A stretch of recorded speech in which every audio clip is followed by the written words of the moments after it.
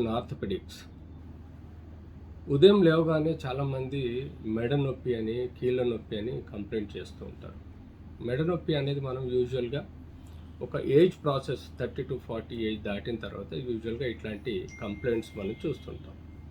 As యూజువల్గా wear and tear అంటే ఒక ఇంజన్లో బేరింగ్ ఎలాగైతే వేర్ అండ్ టియర్ వలన వాడటం వలన అరిగిపోతుందో, అలాగే మన వయసు పెరిగిన కొద్దీ మన వెన్నుపూస యొక్క ఎముకలు ఒక ప్రాసెస్లో, ఒక ప్రొఫెషనల్ వర్కింగ్ ప్రాసెస్లో, మూమెంట్స్లో మనకు కొంత మేరకు ఎముక అరగడం మొదలవుతుంది. అది యూజువల్గా విటమిన్ డి, కాల్షియం లాంటి డెఫిషియన్సీ వలన, ఆస్టోపర్సిస్ అనే వ్యాధి వలన అరుగుతుందా, లేదా క్రమేణా వేరెంటియర్ ఎక్కువ ఉండటం వలన అరుగుతుందా అన్నది డిపెండ్స్ ఆన్ ద ఇన్వెస్టిగేషన్స్ మీద మనం డిపెండ్ అవుతాం. సో మోస్ట్ కామన్గా స్పాండిలోసిస్ అంటే ఎముక అరగడం, స్పాండిలైటిస్ అంటే inflammation of the facet joints. So మనం యూజువల్గా మెడలో మనకు ఇలా, ఇది నడుము పార్ట్ అండి, బట్ ఇదే మెడ అనుకోండి. మెడలో మనకు 7 ఎముకలు ఇలా ఉంటాయి. ఈ 7 ఎముకలకు జాయింట్కి 2 జాయింట్స్ ఉంటాయి, ఫేసెడ్ జాయింట్స్ అంటాం. ఈ ఫేసెడ్ జాయింట్స్ ఏవైతే ఉంటాయో ఇవి మనకు మెడలో ఎక్కువగా దెబ్బతినడం, అరగడం, లేకపోతే ఉత్తేజం చెందడం అంటే ఇన్ఫ్లమేషన్ అవడం లాంటివి చూస్తుంటాం. ఆస్టోపోరోసిస్ ఆర్ స్పాండిలోసిస్ అంటే ఈ ఎముకలు అరిగిపోయి కొనలు తేలడం. అంతేకాకుండా సమ్టైమ్స్ ఈ కండరాలు ఉంటాయి, ఈ ఎముకల మధ్యలో 2 పక్కల కండరాలు ఉంటాయి. ఆ కండరాల కొంత స్పాజం వస్తుంది, అంటే కండరాలు పట్టేసుకుంటాయి.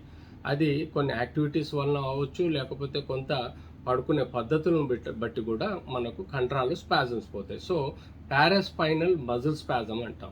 అంతేకాకుండా కొంత నర్వ్ రూట్ ఇరిటేషన్స్, మెడలో ఉండే నర్వ్ రూట్ ఇరిటేషన్స్ వలన కూడా కొన్ని కండరాలు కాంట్రాక్షన్కి లోనైపోయి పెయిన్ వస్తుంటాయి. సో మనకు ప్రొద్దున లేవగానే ఇన్ని సమస్యలతో మెడ నొప్పి ఉన్నప్పుడు దాన్ని పర్టికులర్గా మనం బేసిక్గా క్లినికల్ హిస్టరీ ఎలా ఉంది అంటే, క్లినికల్ హిస్టరీలో ఎలా పడుకున్నారు, మెడ అంటే తల కింద దిండు ఎలా పెట్టుకున్నారు, ఎలాంటి దిండు పెట్టుకున్నారు, ఆర్ ఎలా స్ట్రెయిన్ అయ్యారు రాత్రంతా, కంటిన్యూస్ ఒక స్టైల్ ఆఫ్ పద్ధతిలో పడుకోవటం వలన స్పాజం వచ్చిందా అనేది ఒక క్లినికల్ హిస్టరీ పేషెంట్ను అడిగి తెలుసుకోవడం జరుగుతుంది. ఆ తర్వాత మనము బేసిక్గా ఎక్స్రే ఒకటి కంపల్సరీ తీయాలి.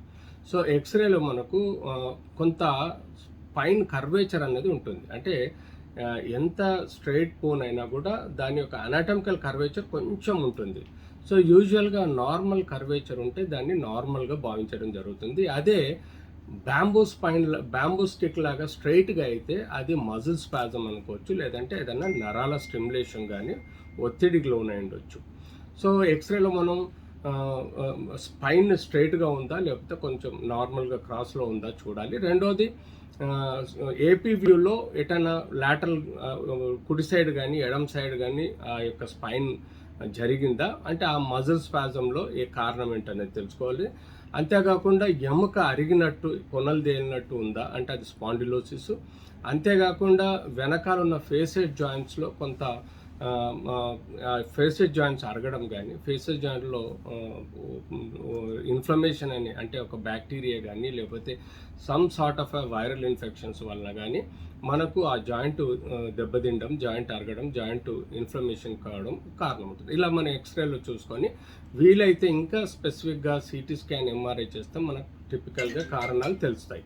అలా తెలిసిన తర్వాత కొన్ని బేసిక్ రక్త పరీక్షలు, సిబి కంప్లీట్ బ్లడ్ పిక్చర్ కానీ, లేకపోతే స్పెసిఫిక్ ఆథరైటికి సంబంధించిన రక్త పరీక్షలు చేసి వాటిని మనం ఐడెంటిఫై చేసుకోవాలి. సో ఇలా ఐడెంటిఫై చేసుకున్న తర్వాత సిటీ స్కాన్, ఎంఆర్ఐలో ఇంకా డెప్త్లో మనకు నరాల ఒత్తిడి, వెన్నుపూస యొక్క స్టేటస్, అంతేకాకుండా ఎంతవరకు నరాల డిస్క్ ప్రొలాప్స్ కానీ ఏమైనా ఉందా అనేది మనం చూసుకోవాలి. ఇలా మనకు మెడలోని నొప్పిని ప్రాపర్గా డయాగ్నోజ్ చేసుకున్న తర్వాత వాటిని సరైన పద్ధతిలో రక్త పరీక్షలు చేసి అది కీళ్ళవాతమా, లేకపోతే ఎముక అరగడమా, లేకపోతే కండరాల స్పాజమా, లేకపోతే మనం దెబ్బలు తగిలినాయి, ఇలాంటి అన్నింటినీ బేరీజ్ వేసుకొని దానికి తగ్గట్టుగా స్పెసిఫిక్ కారణాన్ని బట్టి మనం ట్రీట్మెంట్ ఇవ్వచ్చు. సో ట్రీట్మెంట్లో చాలా మొడాలిటీస్ ఉంటాయి. బేసిక్గా మనం కాలర్ బేస్డ్ సపోర్ట్ ఇస్తాము. పెయిన్ కిల్లర్స్ ఇస్తాము, యాంటీబయాటిక్ ఇస్తాము, సమ్టైమ్స్ అవసరం ఉన్నప్పుడు ఫిజియోథెరపీ ఇస్తాం. అలా చేయటం వలన మనకు కొంత మేరకు ఈ యొక్క ప్రెషర్ని, పెయిన్ని తగ్గించే అవకాశం ఉంటుంది.